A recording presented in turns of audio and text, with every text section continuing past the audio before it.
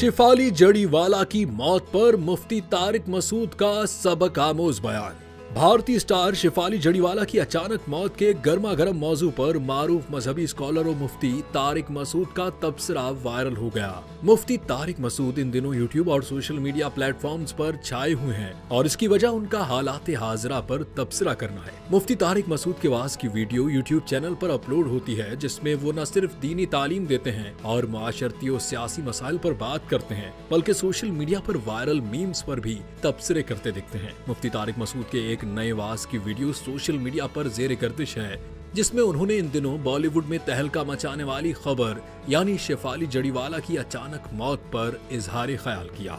उन्होंने अपने ख्यालात का इजहार करते हुए कहा कि भारत की एक मशहूर अदाकारा की मौत हो गई। बताने वाले बता रहे थे कि बहुत मशहूर थी और दुनिया में उसके बड़े गाने चले, तो मैंने कहा कि उसकी मौत देखकर लोगों को तो बड़ी इबरत हुई होगी कि इतनी शोहरत कमाई उसने और वो शोहरत मिनटों में खाक में मिल गई।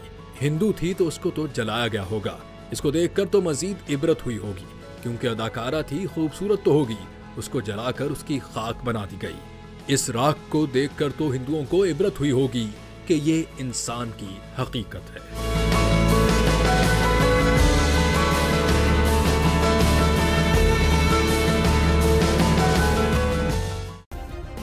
सब्सक्राइब करें और बेल दबाएं ताकि कोई खबर रह न जाए।